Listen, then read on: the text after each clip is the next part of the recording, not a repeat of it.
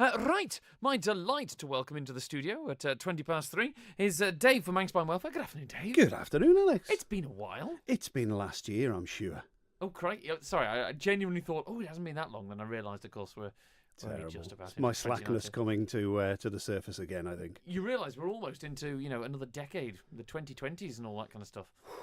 It's too much to comprehend at this moment in time, Alex. Oh, okay. Let's stick with 2019. I don't want to upset you. Now, you've brought something with you which is standing in the corner. I don't think we can see this on the cameras on the video, but it's pretty big. Please explain. Props for radio. Great idea. What it is, I brought in a donation station. Catchy name, I know what you're thinking. What it basically is, hopefully everybody will be aware that we have a charity shop in the street. Maybe everybody isn't, which is called the VIP store. We've had that there for getting on 3 years now, I think. So what we're asking people to do is drop in good quality clothes, household items that we can sell in the store. Also, it's not that easy sometimes to be able to do that. So one of the guys up at the centre, I think it might have been Debbie, but I could be wrong. It might be Kerry. So I'll just mention everybody so I don't get murdered when I go back in. They came up with the idea of having a donation station, which is basically a little box with a hole in the top, which we will put out to people's places of work. So what you can do is when you're coming into work that morning and you've got a few bits and bobs to donate to the VIP store, pop it in the box. When it's full, we'll collect it. And the nice thing about that is that a lot of people, when you hear the word donation, it's normally as in put coins in there, or nowadays you can have contactless beepy things. But we're not talking about money donation because it'd take you a while to fill that size, I think. I think it might do, yeah. But yeah, basically just making it easier for people to make these donations to us because it is a busy store. We need lots of good quality items to keep the tills ringing in there. So it just makes it a little bit easier for people to bring some stuff in with them when they're coming into work. There are also some donation... they're not called bins. Donation. You and I would know them as bins, but they're not bins. They're not. Places, we'll call them. Receptacles. Thank you very much. That's the one I was thinking of. We've got 3 of those. One in Onken Commissioners. We've got one at our centre in Onken. And there's also one at ShopRite Victoria Road. So if people are popping to do the shopping, they can also deposit the goodies in there and we'll pick them up and pop them in the shop. There we go. Look out for receptacles, Dave. Receptacles. Careful. Right. Now, also, you mentioned on the email you dropped me earlier, now, is it the resource or the resource zone? I like to call it the resource zone. The resource zone Yes. at Manx Welfare. We now worked out how to pronounce it. What is it?